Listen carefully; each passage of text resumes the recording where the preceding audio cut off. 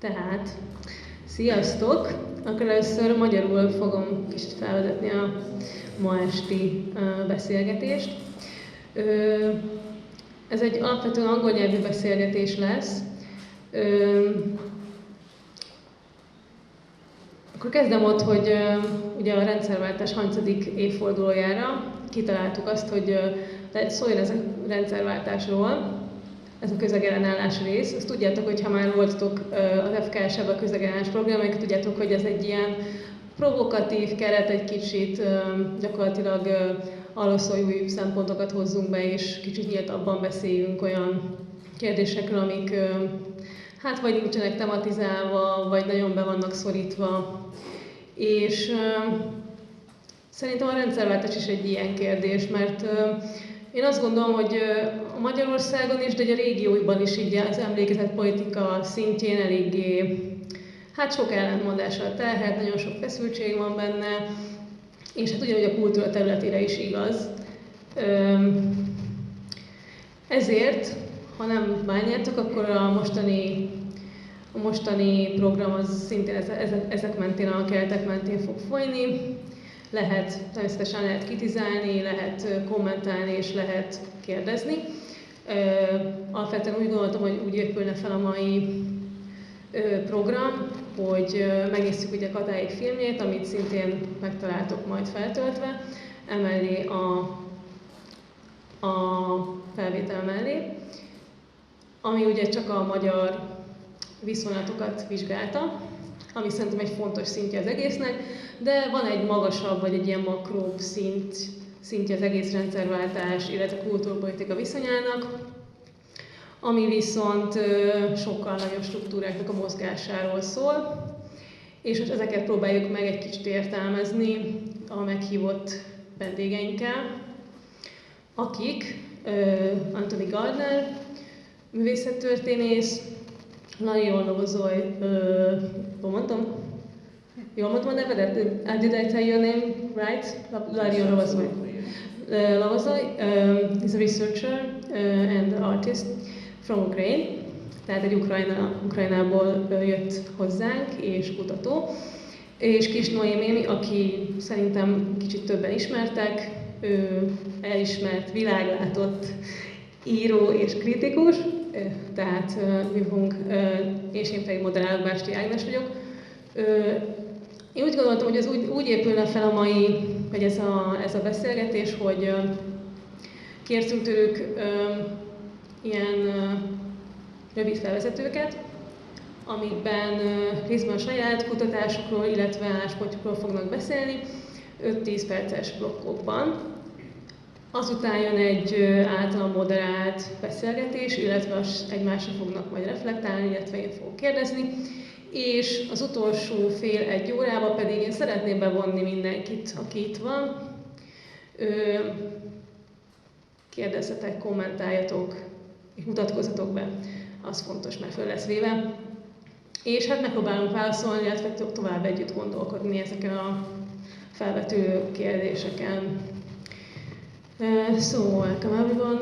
I would like to introduce our guest tonight, Anthony Gardner from Oxford, from Great Britain, Larion Lovozoy from Ukraine, and Noémi Kis from Hungary.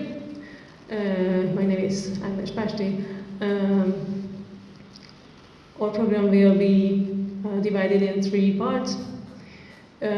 Each of our guests will speak about their position speech, kind of statements, or how to call them.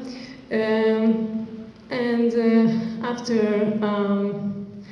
there will be a moderated discourse between our in our team, and after I would like to ask the audience to ask questions or comment about what was told here. This project was realized by the 7th District Municipality, and this is the this is the 30th anniversary of the regime change in Hungary and in the region. So our discussion will be about this topic. Thank you, and now I would like to ask you, Anthony, to start with your position speech. Thank you. Cool, thank you. Firstly, thank you to Agi and to Orshi and the other organisers, and thank you all for coming on a cold, wet Saturday night. If I am speaking too quickly, or if, because I know that my voice sounds a bit funny sometimes on microphones, so please do interrupt me and say, Anthony, slow down, speak up, something like that, please. This has been an interesting invitation in large part because it's made me have a bit of a think about precisely my position statement. It's not something I have to do all that often. Despite the fact that I live in the UK, I'm not a European. I come from Australia.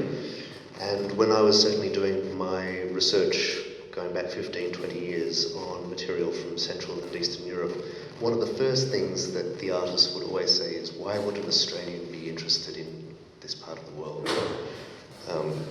To which I could never really have an answer, except to say that I was very interested in thinking through the various kinds of resistance, I guess, to modes of North Atlantic imperialism and hegemony across different parts of the world. And I use the term North Atlantic rather than West or Euro-American, things like that, which are some of the more common terms. I don't really understand what West is. Australia, for instance, could be part of the West, but it's not in a Western hemisphere. And it's not necessarily South either, given its colonial and post-colonial whiteness. So what I think I wanted to do with this statement was to explore these two contexts, one personal, one research-wise, that I've been looking at, which have seemed to, for a long time, been focused on posts. Post-colonialism, post-communism, post-modernism, post-socialism, and so forth. And that sense that with posts, it was about something past. It was about a working through of that which was past, which was quite different in that sense from communism. That I think we talked about this earlier, actually, Dorian, about this linear progression coming out of revolution into space, and this sense that it's so future-oriented, as is, to an extent, colonialism. It's about taking over and being able to exploit resources. So both have this very future-oriented interest, often quite problematic. But post-communism, post-colonialism, having this sort of sense of thinking through the legacies, working through, trying to understand and explain the past, was quite a different sense of temporality. And it was a completely understandable focus, certainly for those of us who are engaged in those discourses 20, even 10 years ago. But I think the situations now have changed, and in part that's because, well, certainly post-colonialism, and I do wonder whether we could say the same thing about post-communism, are North Atlantic discourses. The people who were key to them were based for the most part, or certainly trained in Great Britain, in France, in the United States. That's often where they're based still, and that connects actually with the brain drain coming out of different parts of the world, such as Central and Eastern Europe, post-communist Europe, to the North Atlantic region to study, to take up those opportunities and to think through in a safe space what those discourses might be. Now, the focus has, and I think quite understandably, shifted from the post to the D, to decolonize, to decommunize. And that opens up potentially a different set of trajectories. On the one hand, it puts into relief what it is from the past that we are going to take into the future. What is it about, say, the communist past that we might want to take on board for future thinking? as well as to move on entirely from the traumas, etc., of the past, in a way that I think is different from what was happening with post-communist discourse and politics. And that's also certainly the case with decolonization, decolonial. I mean, it's a different set of discourses from the post. It is about moving on from, but seeing what we can take from some of those tensions and possibilities of the past. We have to remember that Frantz Fanon did not work in a vacuum, but was actually deeply inspired in thinking through the complexities of certain modes of North Atlantic psychoanalysis, politics, Aimé Césaire, various others. So I think that that sense of the D creates a different sense of what a future might hold, as well as a possibility that I think is a little bit different from the elegiac, the sort of the locked away in the past focus of the post. There is an opening up of anything being possible with, say, decommunization, in the same way that it happened with decolonization. Whether we are still in those spaces, I think, is another matter. That's, I think, an open question. For all the discourses about decommunizing and decolonizing, are they actually still moments past from the 1950s, for instance, or from that brief moment after 88, 89, 1990 in different parts of Europe? But I think it is a different set of discourses, and one that is taking a much more interesting hold, that is also trying to resist some of the, shall I say, neo-imperial tendencies that sometimes the post can have. So that's one position that I would want to focus on. But I think through this, some of the things that we do have to insist on is finding ways of fighting against illiberalism, but without resorting to the national. So how can we resist the illiberal, but at the same time not resort to something that is national? How can we still find a post-national or supranational project or set of projects? And I think maybe this is just my own bias as somebody undergoing Brexit trauma at the moment. On the one hand, rightly quizzical about EU ambitions and protocols and tentacular reach. On the other hand, fiercely resistant to the parochialisms that nationalism can engage. So I think that's a very tricky and all-pervasive challenge facing us, is how to maintain an anti-fascist, for instance, an anti-illiberal position without resorting to the nationalism that seems to be the main response to that situation. And on the other hand, and this is sort of coming out of my own work, I guess, looking at material from across Europe, not just Central and Eastern Europe, but across Europe, is thinking about how we might articulate our own autonomy and new kinds of autonomy, but without resort to native soil discourse. And they're sort of very connected phenomena, I think, in these two questions that I'm asking. How to resist illiberalism without resorting to problematic nationalisms today, and how to still think through autonomy and sovereignty and dignity and all those kinds of matters, but without resort to a native soil discourse that has become such a problematic and often fascistic norm 30 years after regime change, as you said, not just here, but in many other parts of the continent and indeed the world. So that will be my position to start off, and set of questions. Thank you. And I would like to ask Vladimir to present his position.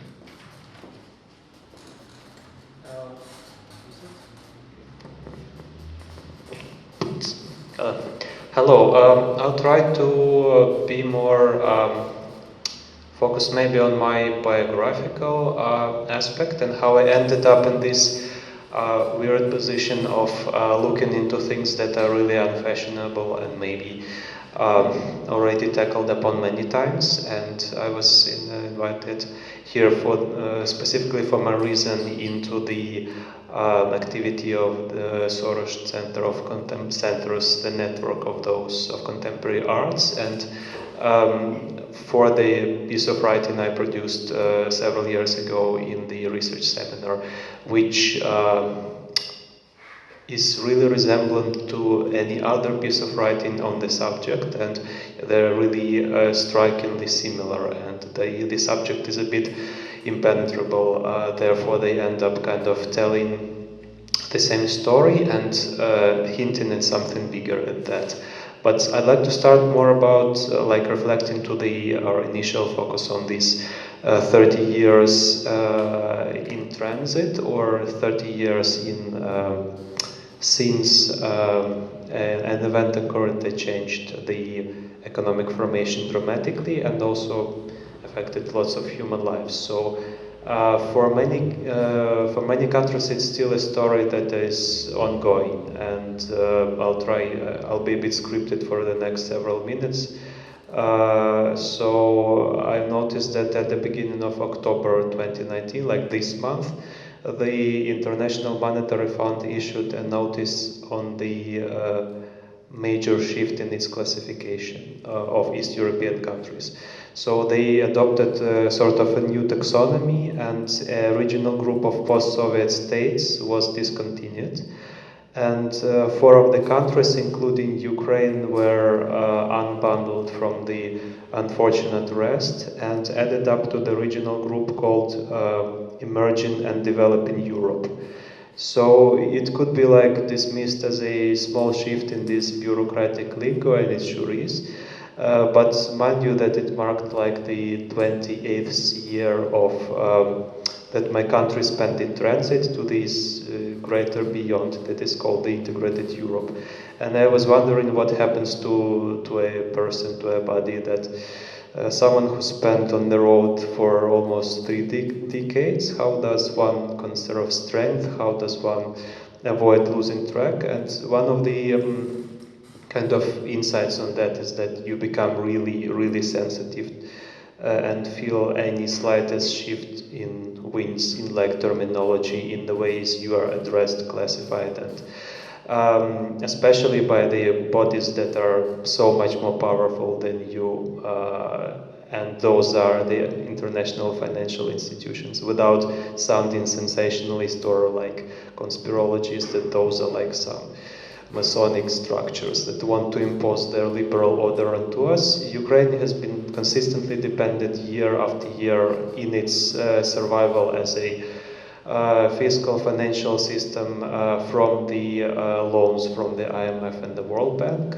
and in order not to slip into this state of the failed state, we had to accept the terms that came kind of in a bundle with those loans. So nothing comes for free, so you have to implement, for example, some austerity measures in the sphere of education in the next year, and then you get your $3 billion that will help you drag through the next year. That's what any Ukrainian politician was facing for the next 20 or 25 years. And indeed, what I feel is that maybe the transitology is dead as a part of political science, but the transit is pretty much there. So it's a subject that kind of outlived its the discipline that was built around it. So Europe has gone through like maybe 3 or 4 cycles of fatigue with Ukraine or fatigue with Bulgaria, of these newly accepted states, and there is little fashion in transitology nowadays for a good reason, academically and otherwise. But I'd like to maybe focus more back into my biography, to my educational background and why this story actually matters. So I was studying philosophy and political science.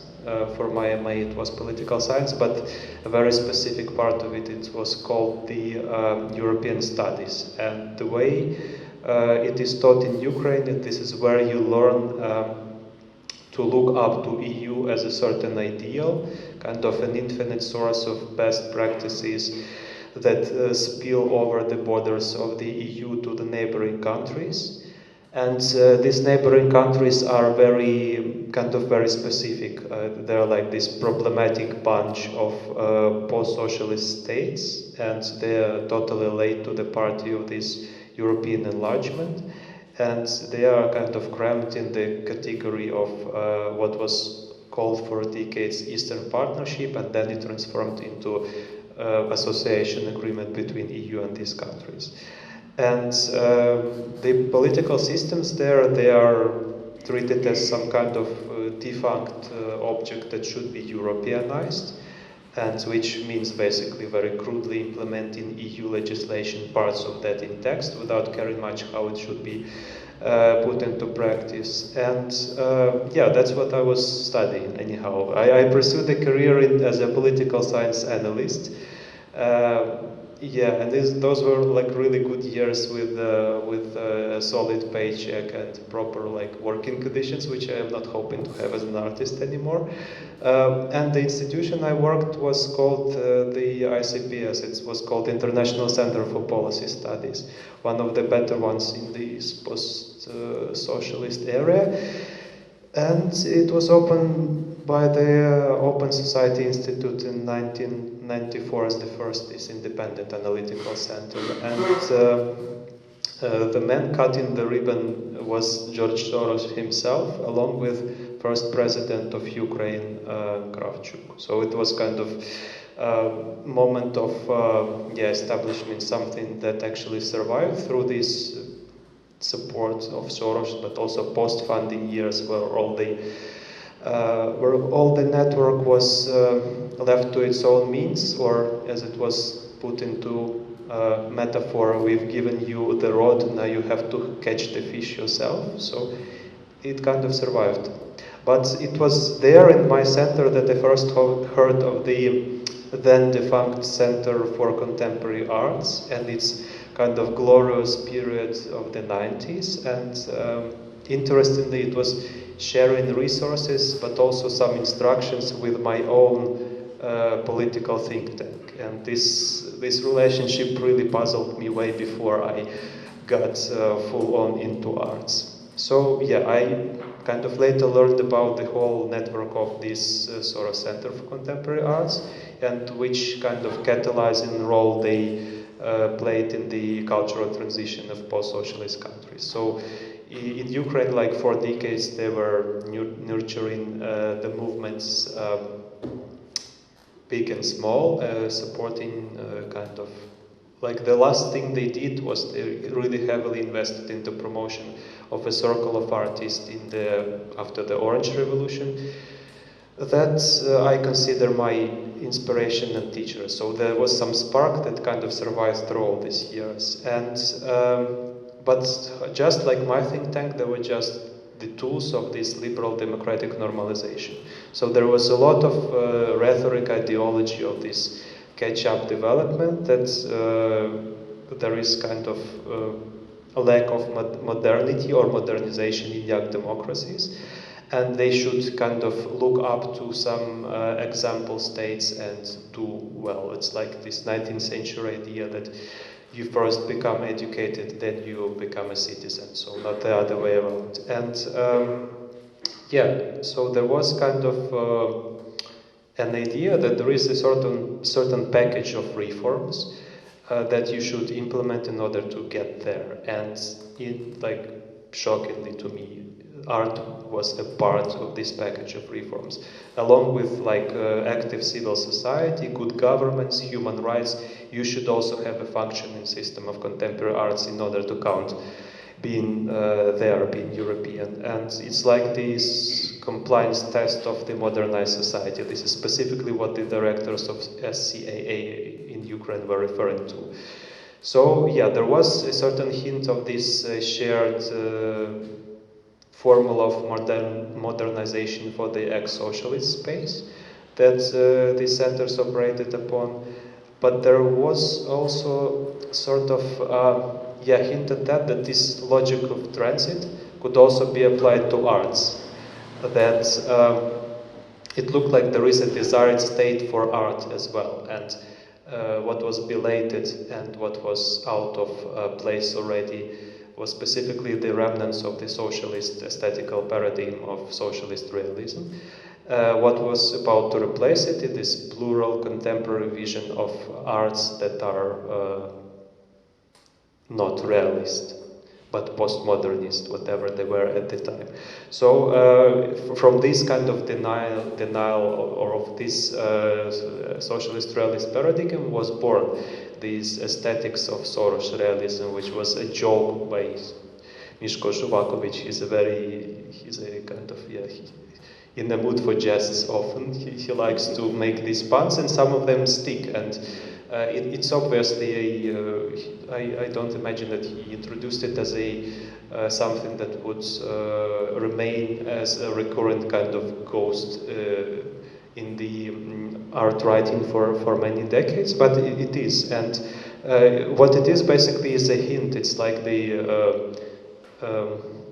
kind of suspicion that there is a sort of centralized management of styles in the network of Soros centers.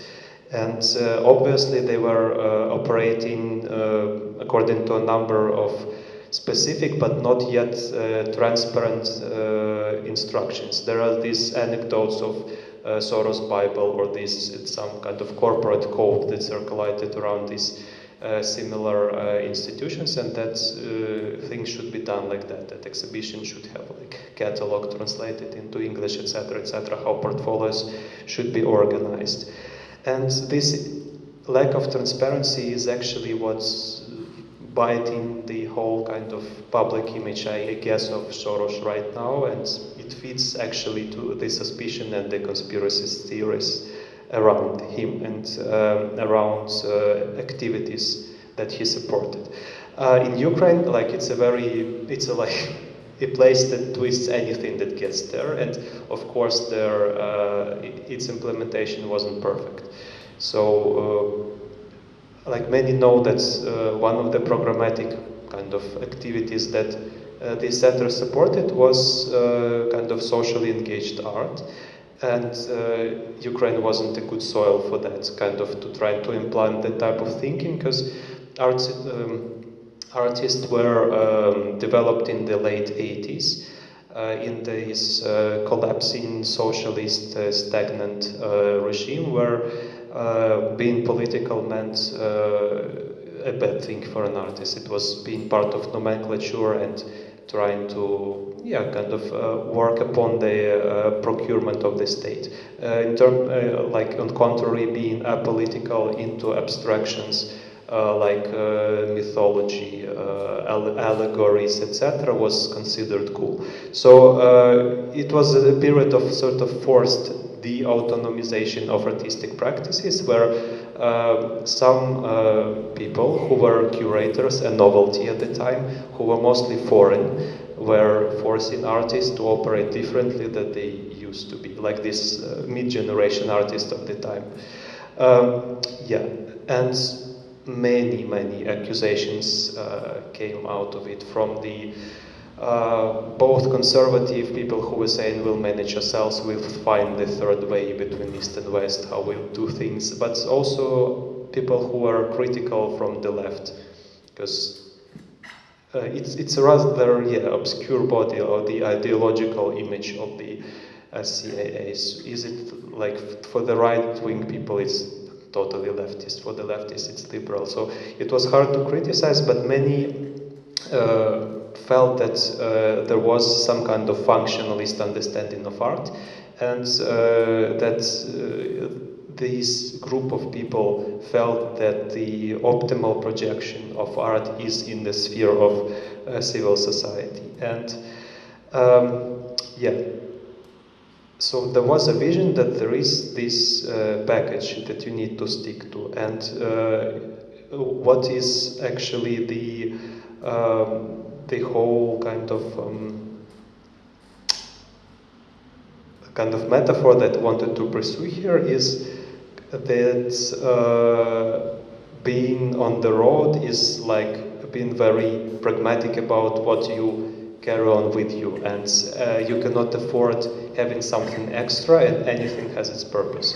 So like it meant literally that how like elements of this policy bundle, they kind of support each other. For example, if the society is tolerant of radical artistic gestures, for example, like Moscow actionism, some guys doing really crazy things and being naked, being in public, like acting indecently, this means that society is kind of tolerant to other things that could contribute to this ideal of open society. And for example, there is some artistic institutions can articulate criticism towards bureaucracy and pinpoint on corruption, etc. So many felt that if art is treated like that, it could be reduced to some really shallow kind of informative media objects about some social issues. And that was one of the obvious point of criticism and contestation. Another was really a tendency to adore all things new and technological in Soros Center. So like here it's absolutely well known, like in Hungary kind of the first cycle of exhibitions was very high-tech, introduced some really expensive technology it handed to the hands of artists. And the reason that this technological optimism existed was not like that they felt kind of enthusiastic about anything new, but it was like their functionalist treatment of new media as a tool for democratization and very rational approach to managing artistic practices, but also managing other practices. For example, artists in Ukraine got first their hands on like non-linear editing systems, on expensive projection equipment and expensive like video cameras, which in the 90s would cost absolutely enormous amount of money, and they were introduced to a set of skills that they could use with that equipment. The most striking what I found through that is that the whole reason was purely functionalist. So, for example, if you're an artist and you get into a workshop and you are taught how to edit, you can produce video art, you can produce some this narrative kind of documentary style pieces, but also you acquire the skills that is needed for some civic journalism, and they could potentially be needed if the time comes and some authoritarian fallback happens, and many more people could really assemble something like a critical, like OPAD, this kind of video piece towards the possible authoritarian leader that would emerge. So it's very practical, and actually artists were sitting on the same benches with journalists and acquiring the same set of skills. So this is the thing I kind of found most peculiar and most striking, and through that gradual withering of those institutions, their possibility to play a strong hand with the artistic community are absolutely waned, and they were struggling a lot in this post-funding period, and many of them changed, if they survived, they changed beyond recognition, I would say, these institutions. But those were the times that showed that if you're on the road, you have to stick to your means, that you don't afford extra. You don't afford extra weight when you pack it, and like the years that you spend with something in mind, if you have something specific like a goal achieved, it means a lot, kind of. But then again, you fall into this obvious trap of being named as a candidate to something, and that means everything to you afterwards. So this is how I spent 28 years. I mean, I'm 30 and I can remember most of that. Through cycles of, kind of hope of being European, for some reason thinking it's like the perfect state that we desire, and constantly denied that hope by our own selves, by our own actions, and by the kind of negative signs that came out of this beautiful beyond that is called the proper West, which we kind of strive to integrate to. So sorry for this kind of lengthy introduction. Yeah, I think I'll end up with that. Thank you very much. Now I will ask Noemi to present her position. Thank you for words, but can I ask you that, can I explain my proposal in Hungarian and you translate me? I will be very short, because my English is very basically, and my proposal is very in the level from meta level,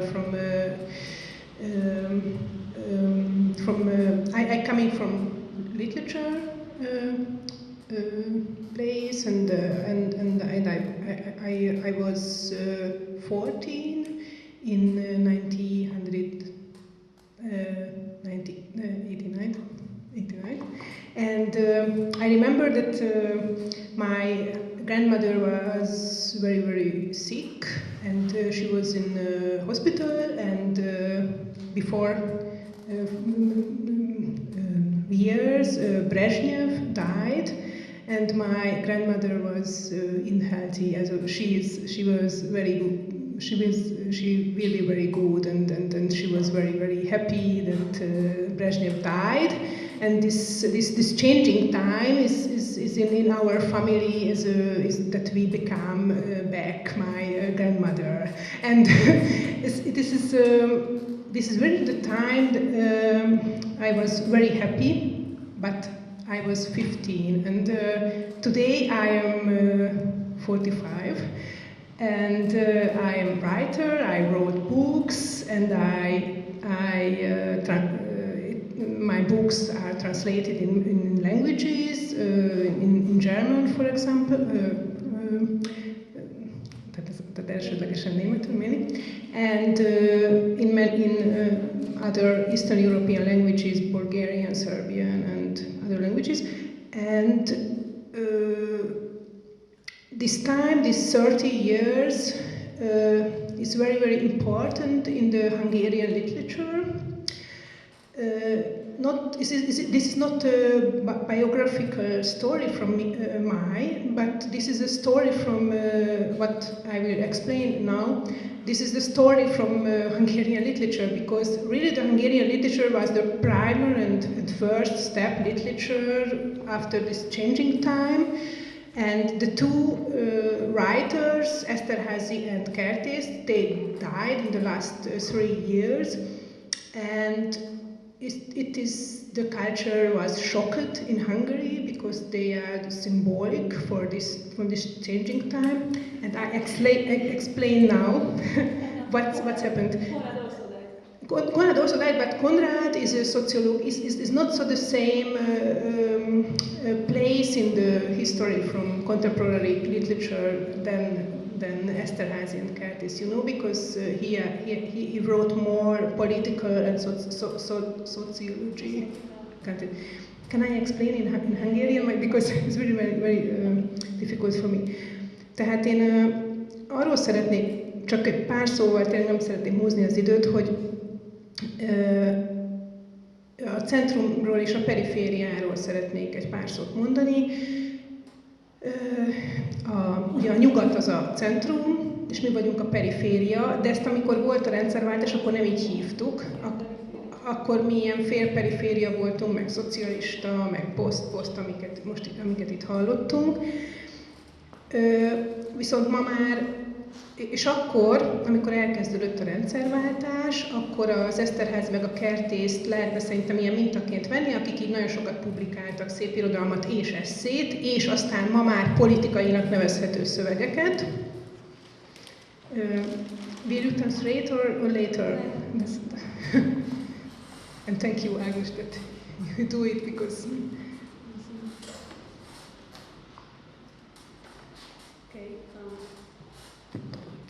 Okay, she just said that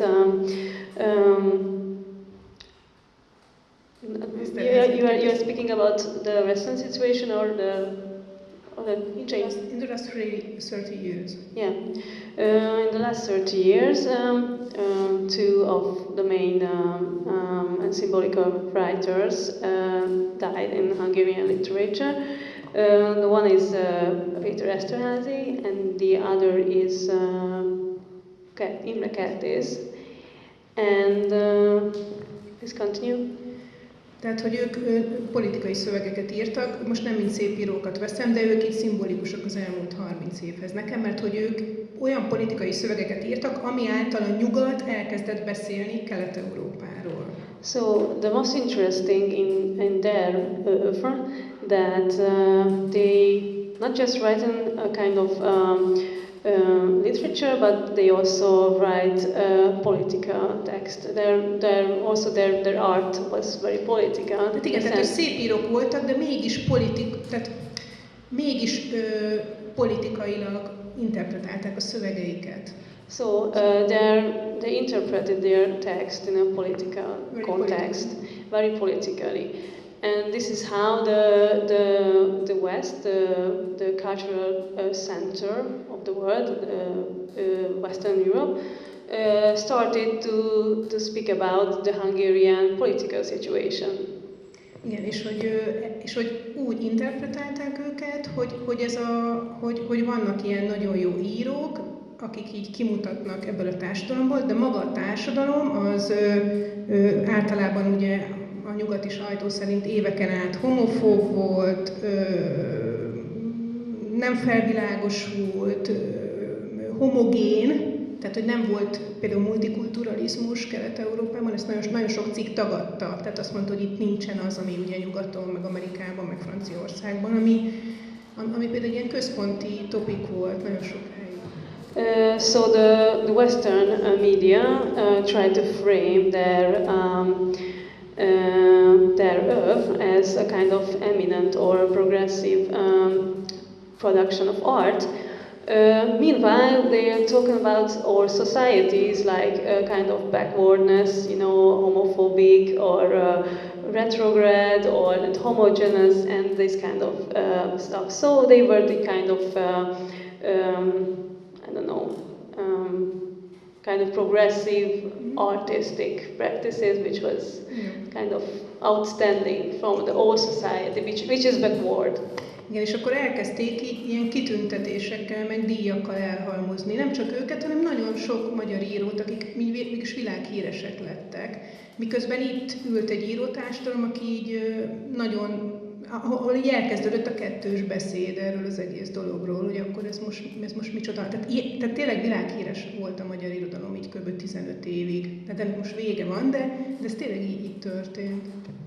And they give them a kind of very precious prizes, nominations, and this kind of things.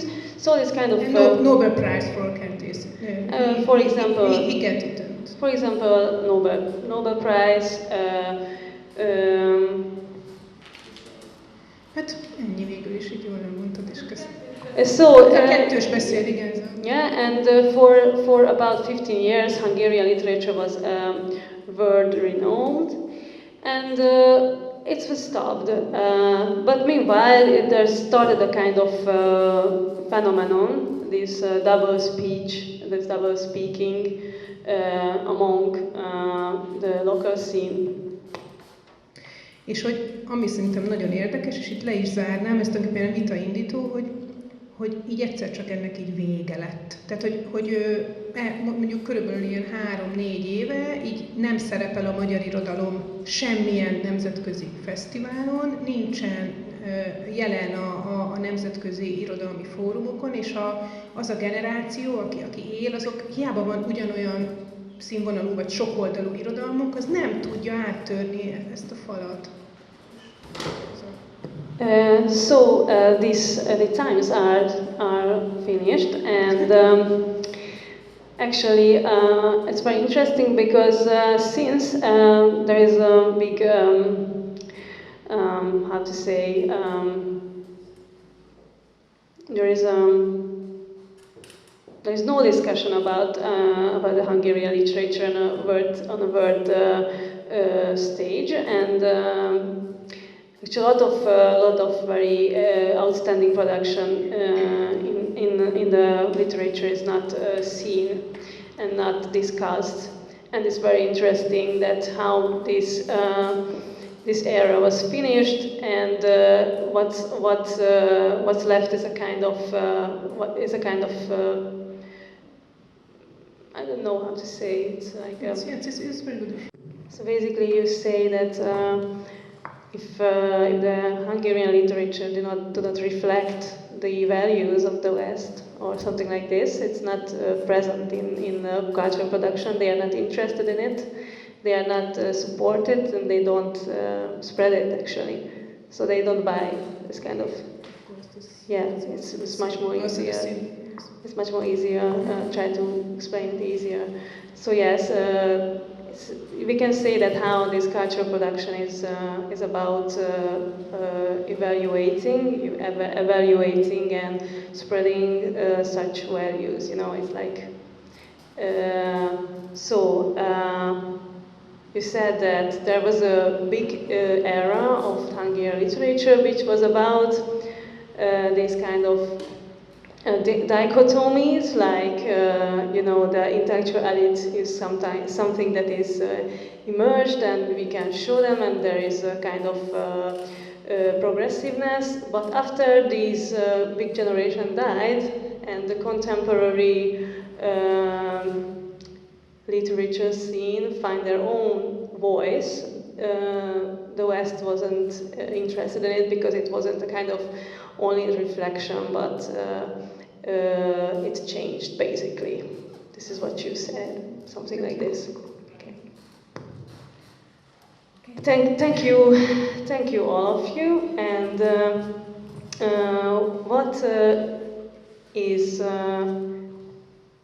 what is my question to you? If you want to reflect to each other's speeches, you can do it. So if you have anything to add or to comment in each other's speech, please make it. Do you have a reflection? No rounds. Something that really stuck to my mind in your address is how you compared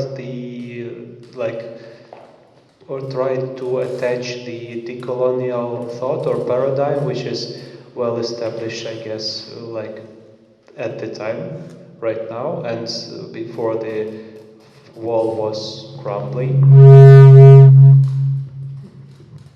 Yeah. So how is the colonial paradigm applicable to the process of transition away from the socialist state, or what you described as decommunization? Which is just a side note, it's like a horrible term for anyone in Ukraine, because this literally means this kind of nation-centric dismantling of anything socialist and social, which means basically tearing down some avant-gardist monuments of the 1920s just because they were commies. That kind of logic. So the question is, were the socialist countries of Warsaw Pact and the Soviet Union colonial entities, and towards whom? And this is the thing that this question is best asked by the subjects from those countries themselves, than by a kind of external source, I guess, or external, but questioning body. So, but it's valid both ways, but I guess it would be more productive for us to reflect, kind of self-reflect on that, and that is not there at all. Very little people, as far as I know, try to really think about Soviet project as a colonial one. Like there is Katerina de Gaulle, who is kind of hinting at that and trying to talk about that. You can think about the whole structure of this expo center in Moscow, which is very peculiar. It has the pavilions of the Soviet republics. Each of those has its own pavilion, but Russia has not. It's like this unifying body that is kind of above other parts of the Soviet Union, kind of the one that brings everybody together. So there is also an issue of like colonizing the ethnic minorities of the Central Asia and the north, the Russian north, and there is a lot of very nation-centric and nationalist talk in Ukraine about that we are being colonized by all of the neighbors, like mostly by Russia, which is, so these are like, it's basically right now a mess of some hints at what could this decolonizing thought be at the post-Soviet space, but it's nowhere even approaching to the clarity of putting the questions right. And what you do is kind of, it's a step in the right direction, but we were so far away from even positioning the right questions in that regard. Sorry, I've tangled your feet. I think this is why the questions are so urgent. You know, there was that period in the 90s into the 2000s when we were asking, is the post-communist the same post as post-colonial? And I remember writing in a Romanian journal, the name of which I think is something like Word and Image or Image and Theory or something like that, which was precisely about this question. Is the post of post-colonial the same post as post-communism? And I think the question then now is precisely the one that you've just asked, and I think it's an open question certainly on my part, and it sounds like in more general context, is if we are talking about decolonization and the decolonial as a core focus. I have a lot of problems actually with what that might entail as a process. But is the D of decolonial the same D as decommunizing? Because, as you said, decommunizing is going to mean different things in different contexts, and not just within Europe, but I think we also have to bring into relief here the fact that Cuba has also undergone a kind of decommunization. China claims to have undergone a similar kind of thing, both of which are problematic in their own ways and as complicated as what you were saying about Ukraine, which is why that question has to remain a very live and very open question. And what Katja Djoloc is doing, among others, I think is an interesting way of trying to not only bring a very fashionable mode of thinking into the ever-shifting, incredibly complex situations in the individual countries of post-communist Europe, for instance. But I think we have to challenge that faddishness, and I think that's what Katja is probably doing, because of the complexities, including the very conservative take-up of what decommunization might mean. You know, in Romania, for instance, as we know, that included using the Securitate archives to destroy the political careers of people through a mode of quote-unquote decommunization.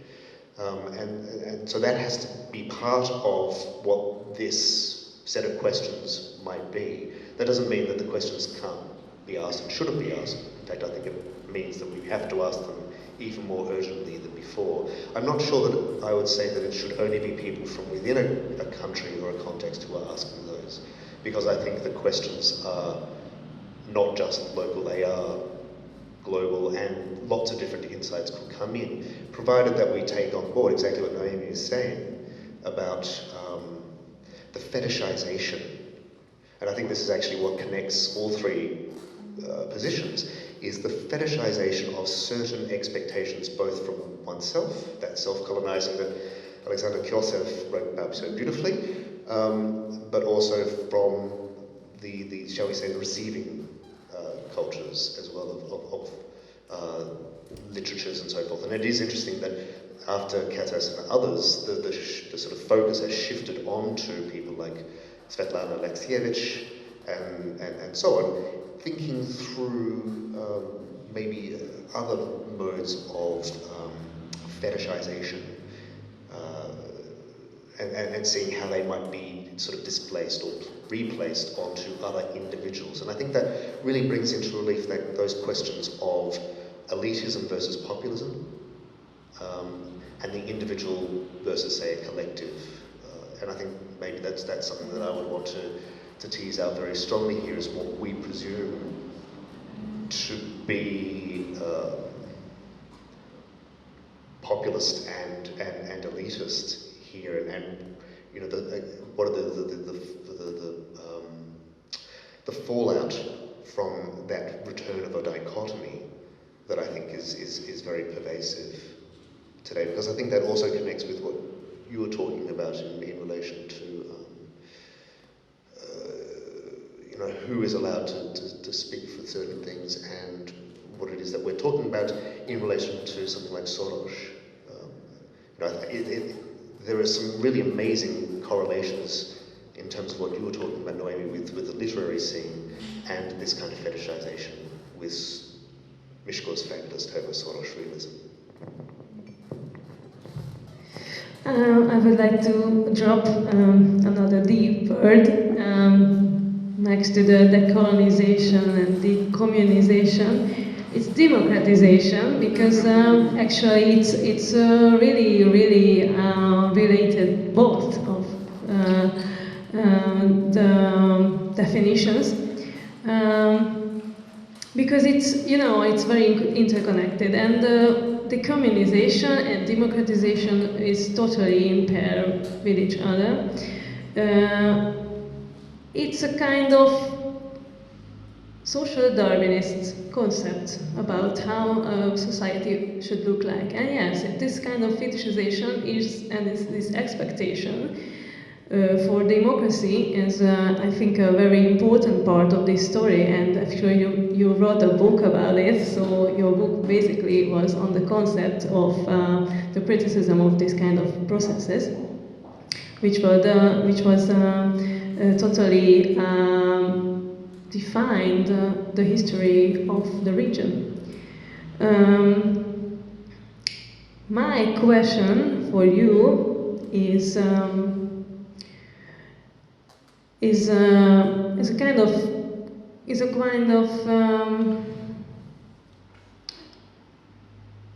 kind of attempt to see is this democratization process in a historical perspective. I put another quote from Ivan Krashev. He wrote a new column in the Guardian just 2 weeks or such time. It was a kind of thing that the failed gods. He wrote that the failed god of the Second World War generation in Eastern Europe was the communism, but the current generation in this region is the liberalism, and it's very important, because actually what we see is a kind of consequence of a long process. And my question for you is that how you relate. How can you relate to this quote, and what can you see about what can you add? What can you comment on this?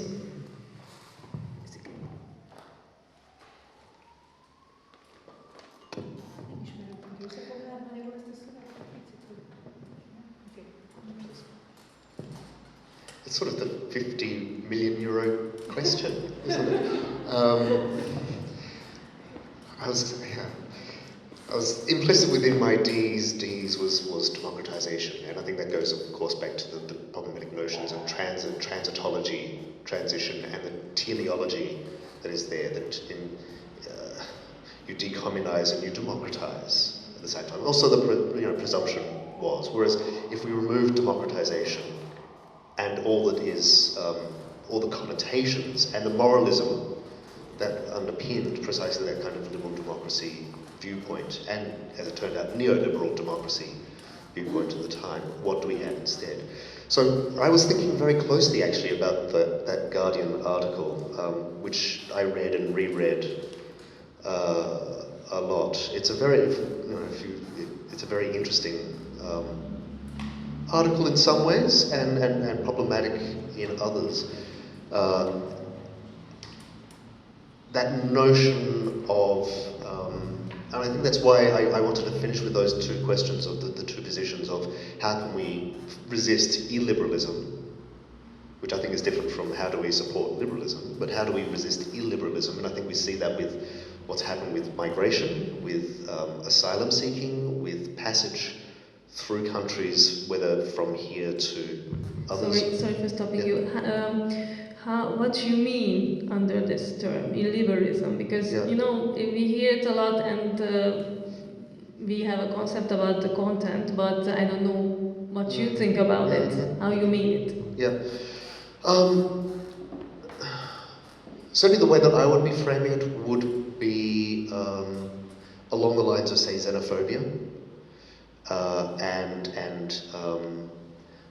the limitation of rights and possibilities from abortion, for instance, and the rights of a woman to be able to say what she wants to do with her own body, through to, as we were saying before, about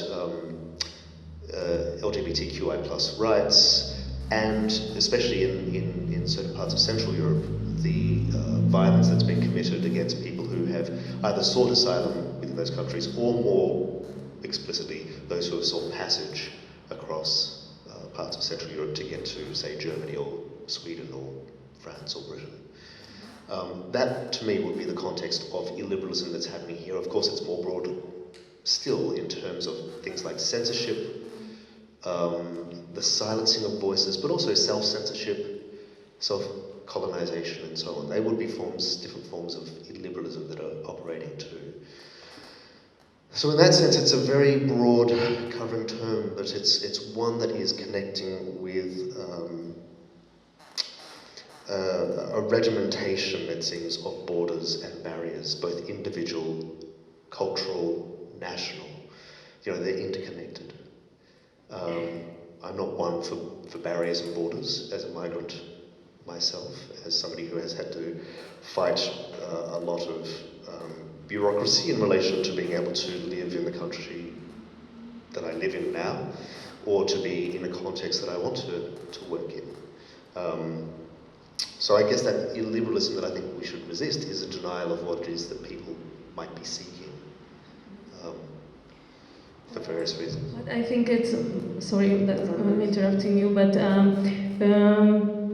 yes, it's a kind of concept, but the main part of this project is a kind of revenge on the liberal elite. You know, it's and I think in Western Europe you can't articulate this kind of aspect because you know Viktor Orban actually never defined this term.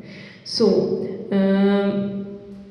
you can tell a lot about it, but actually it's not a fixed term. Actually, it's a kind of concept, and it's manifested in a lot of phenomena. But basically, it's a kind of revenge. It's a kind of conservative revenge on the liberal elites, and the liberal elites has a kind of a lot of sins against this society, in my opinion.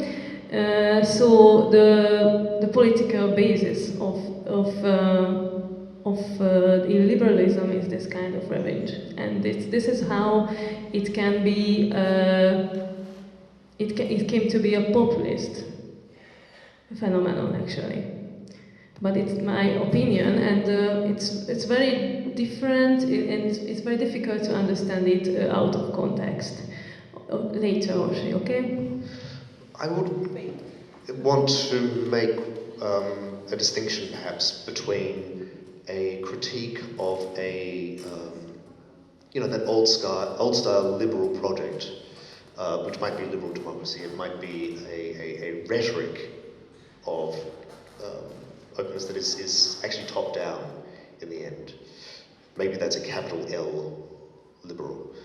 So a difference between a critique of that and illiberalism as basically a neo-fascistic formation. I think it's really important to be able to articulate the difference between the two. And I think that's why my second question was how can we insist upon an autonomy, which I think is tying in with what you're saying, which is through critique, it's through recognition of what is still possible in a productive, generative, but critical way. How can we insist on that without resorting to that kind of native soil of I am better than you are, us versus them discourse in politics? So I think that we would really need to recognise there is a difference between, say, anti-liberal in the sense of a critique of something like the top-down imposed liberal democracy, and illiberalism as something that I don't personally think is in any way productive. Yeah, but there's a big trick in it, because if you try to write it as a phenomenon, you won't understand how it works actually. And what is interested in illiberalism is how it works actually. It's not like you can say these kind of things about society or political project which realized, but the most interesting thing is how it works, and it works through a kind of. The question is why it works in a political imagination of a society. If it works, I don't know yet, because nobody can prove it actually. So it's a concept, and is by it. What do you mean by it? I guess is mine. I don't know what you mean by it. When you said it is a concept, it is this, it is that, I'm not sure which is the it that you're talking about. The illiberalism. Illiberalism, okay.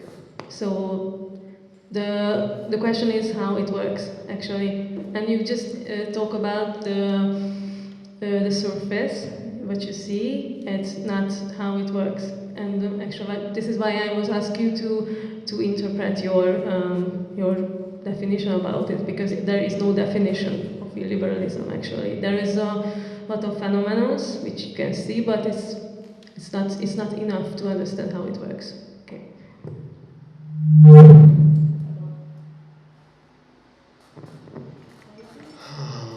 I feel a bit uncomfortable with that, actually. I'll have to think about the nuances and the specificities of what you're saying, but I think it does require finesse, and I think it does require nuance, and I think we do have to be very mindful of deeply regressive and actually quite hurtful environment in a problematic sense. I mean, there can be grounds for violence, but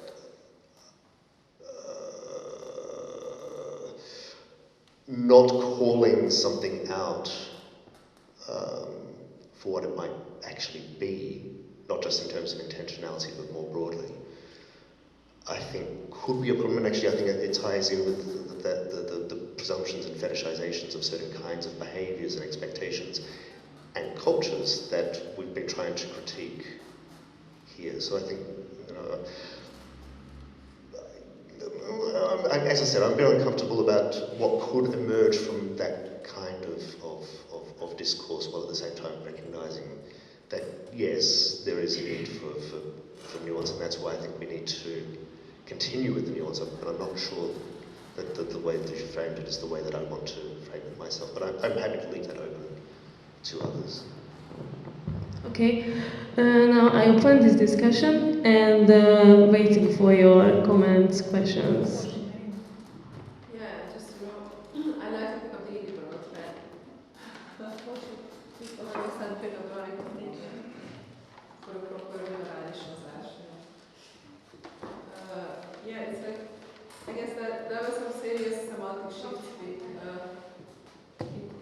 So there were some serious semantic shifts behind this word liberal, because it's got, in everyday Hungarian vernacular, it's got very different connotations than in political philosophy. Because when you're saying a liberális, this usually means like a few, maybe 10,000 people behind Ferenc Gyurcsány, the ex-prime minister, who had to resign because of a leaked recording of him admitting lying about everything, basically. And there was a popular revolt behind him, but okay. So usually the word liberal means him and his followers, like 10,000 people shouting in front of the parliament that we are the majority and they're not the majority. So it's got these particular connotations, and what's further twist in the story, that these liberals are the direct successors of the communist nomenclature, especially the state security service.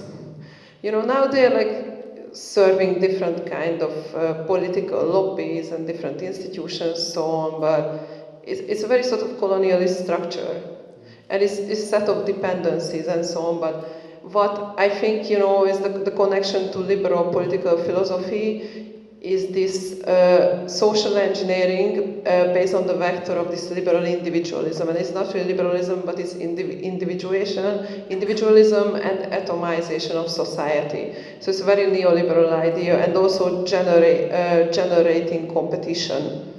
So it's like, I think, of course, you can separate this liberal ideal, of freedom, this negative conception of freedom, you can separate that from market freedom. But still, it's a very tricky thing, and I think it's also part of the liberal strategy, to just to slip out of being named. It's very tricky, and it's also part of, channeling the discourse into this moralist agenda, right against wrong and bad against good, that if you name them, you commit a kind of sin, because then you're against freedom. So it's very complicated when you try to engage in a conversation about liberalism, because then you constantly run into this wall, that you're against liberal freedom and so on. And maybe it's an analytical split, separating this kind of freedom discourse from economic liberalism and whatever is the actual real liberalism. But I think you have to be able to make this analytical split to be able to talk about liberalism. So that was my first comment, yeah. Just to add a few comments to this, it's part of this, I would say, mainstream liberalism, what you see in political discourses, because I know liberal political philosophy is not unified, it's very diverse, but we can say that there is a kind of mainstream liberalism, and part of that is a conception of the self that is completely decontextualized. So it's like a concept of personal autonomy that completely denies the social, political, and cultural constructedness of the self, so that the self is not isolated from society. Some of the issues that you mentioned in liberalism, like anti-migrant sentiments and LGBTQI and etc. So the problem from the perspective of many people is not like that there are migrants, that there are LGBTQ people or whatever, but that these issues are framed in a liberal discourse that considers, like, for instance, tolerance, like that social problems can be solved by making people more tolerant and disregarding the material embeddedness of these issues, like, for instance, in the case of migration, like labor market, distribution of resources. So it's a very complicated issue. It's not just tolerance, and especially in the case of LGBT issues, it's the complete abstract individualism that is the problem here, and it's so yes, it is very much connected to liberal hegemony itself, and the conception of the self and conception of the individual with respect to the social. So it's not like it's a kind of, I don't know, natural given that this is how these issues have to be framed. So I think that the fact that the illiberal, I don't know, or right-wing or whatever right-wing populists criticize these issues, for instance, the LGBTQI issue, so it's not the problem that they criticize it, the problem is that the left doesn't criticize them, and much more louder than they do. Yeah, I think this is reinforcing the need for us to have a sense of something that might be anti-capital L liberal, and the way that is being framed within certain contexts. And it sounds like that's certainly the case here in Hungary. And I think this goes back actually to what we were saying about the book on democracy. I think there's a difference between being undemocratic and anti-democracy as it's precisely this context, or anti-democratization as it's this context of top-down insistence on tolerance, of having to fit the the acquis communautaire of the EU and expecting to fit in with these presumptions of what a good politics might be. So I think we're actually on a similar page here, but I think the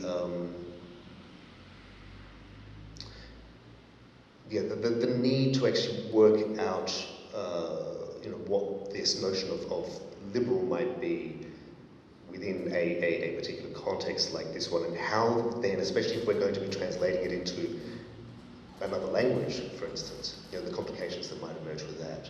Because I think that goes back to my last question that I posed within the statement, which is how can we have precisely this sense of autonomy and fighting for those kinds of positions without resorting to something that is actually going to be sort of a presumption that we are inherently better than this or that, or this native soul kind of discourse as well. So I think that what you've said is precisely the articulation of the need for that nuance and how that nuance might filter. About the native soil discourse, the actual nationalist discourse I'm hearing is very much a protectionist discourse. And the main argument is that the only way to protect the labor market from transnational political actors is on the national level. So it's a very sort of realpolitik. It doesn't have to do with any sentimental attachment to, it's just, it's about, I guess, recognizing, these levels of agency. And, it's on the transnational level, most infringements on workers' rights. So I guess it makes sense, that you'd have to protect them on a nationalist level.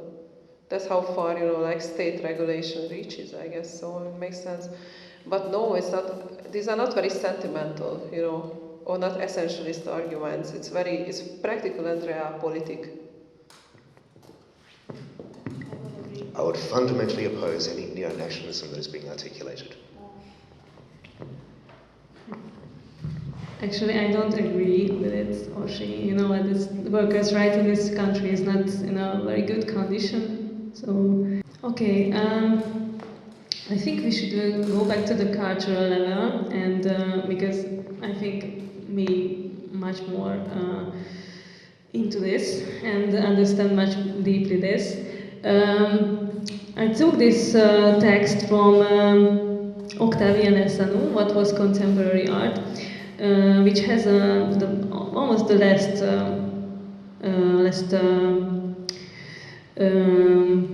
page. There's a very interesting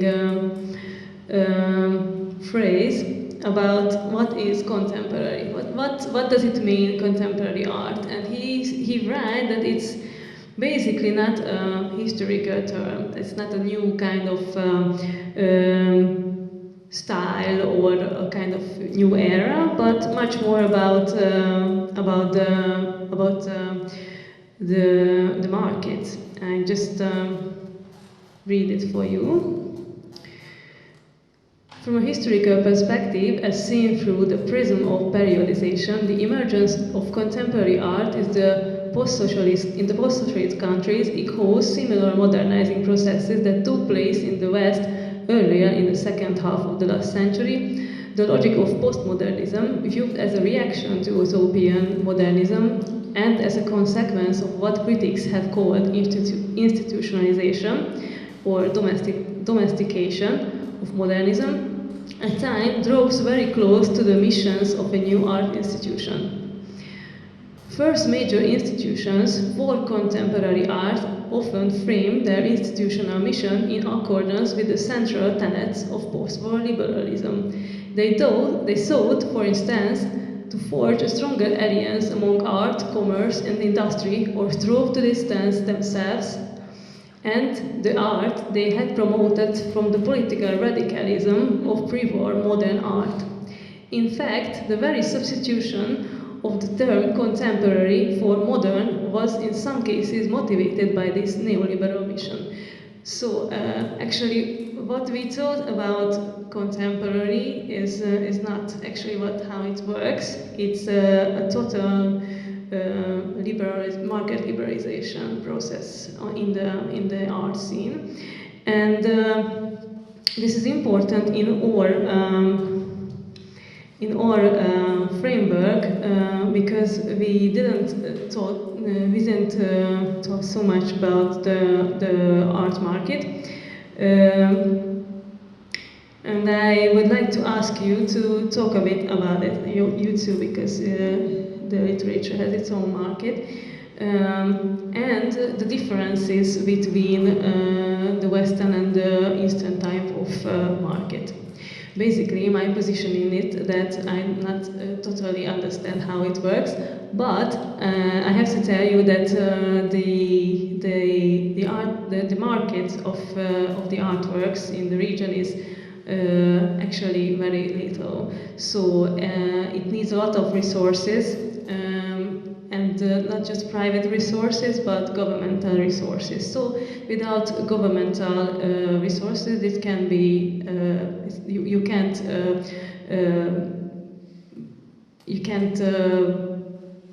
take a gallery or to artists, you know. And it's very important in a sense that how the production was totally changed during the last 20, 30 years. This kind of project-based art, this kind of much more centralized, much more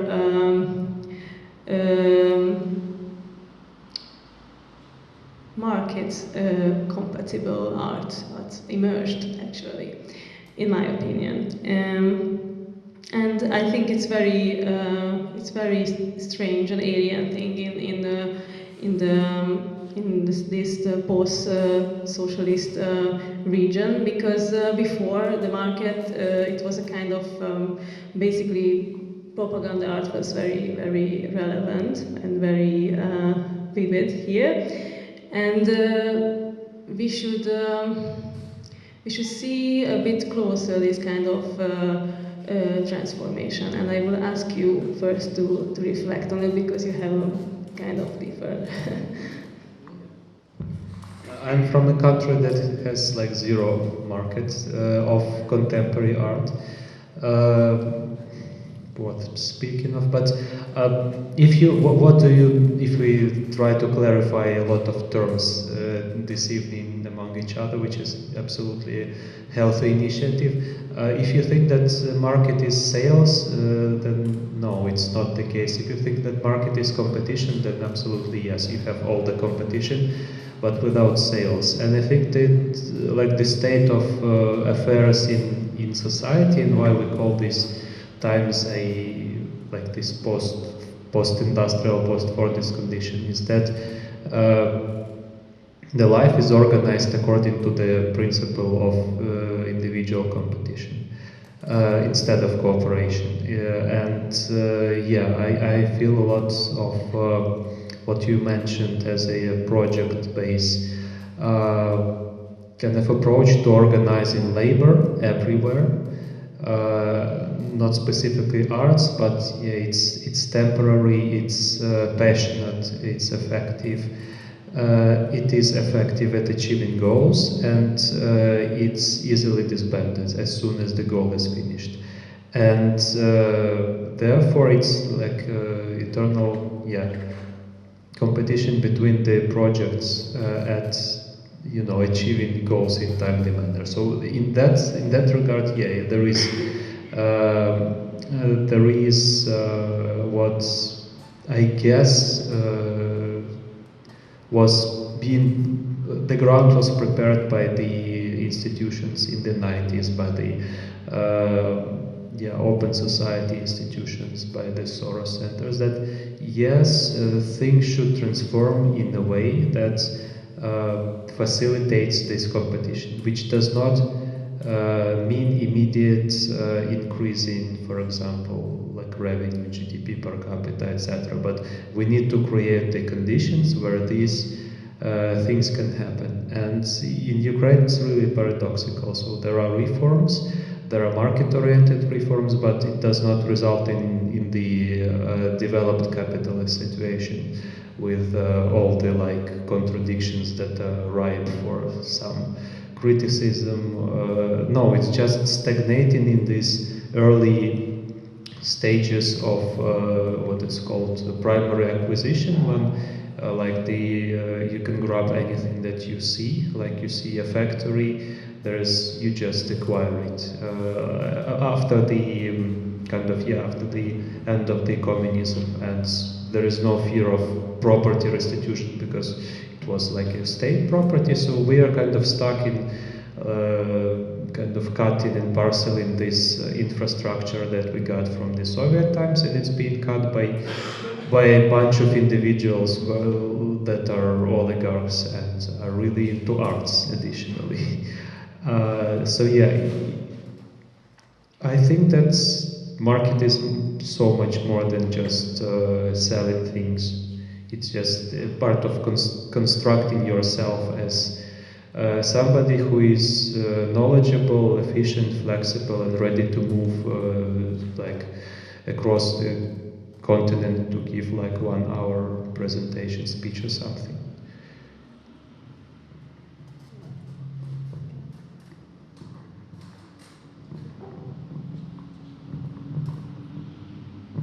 Yes, it's a kind of artist interpreter. It's kind of managerial shame that was totally constructed. And also, I would like to add one thing, and after I would like you to reflect on it. In the same text, he also quotes Ilya Kabakov. Ilya Kabakov is a very important Russian artist, and he actually experienced both kind of cultural production, like in the communist structure and in this new kind of Western liberal contemporary art production. And he says that the projects that contemporary artists are proposing today radically differ from the indefinite project of the artist of the past. To the question, what do you want to paint or to make? The artist of the past could have calmly answered, I will start and then I will see. And when you are going to finish, well, this is such a process. Today, every sign of ambiguity in your project announces your defeat. And yes, it's kind of project-based, proposal-based application system is a kind of pre-selection of what kind of art will be actually realized. And this is a very it's much more and much trickiest kind of control over the art production. I would like you to add something. So, can you add something? Maybe. Yeah, short note. It takes a lot of courage actually and sophistication for the like a power or somebody in power to have some specific aesthetic agenda. And therefore I have this really guilty pleasure of contemplating, for example, socialist realism, not in its ugly manifestations of really low quality kind of genre painting, but in this theory also, like how it was, they basically commissioned like George Lukács to produce a ideological basis for that repressive aesthetical paradigm, which was literally used to consolidate Stalinist rule and to get rid of the anomalies in the form of avant-garde or some weird artists, etc., which is a really terrible thing, but it's like something you also learn to appreciate for what it is, and it takes a lot of thought and kind of consistency, like evil consistency, to get your aesthetic agenda right. And luckily, Ukrainian leaders are so far from being able to formulate anything similar. In Russia, we see the reappropriation of socialist realism. Actually, it's becoming again a sort of state-endorsed kind of art, in parallel to reappreciation of 19th century tradition of Russian social engaged painting, actually, which is really connected to socialist realism. So it's kind of eclectic, but also really using these aesthetic heritage in a very kind of way, and we'll see where it will evolve. Here I'm afraid of something like urban realism or something could emerge, and I mean it could be interesting and scary to look at. I don't know.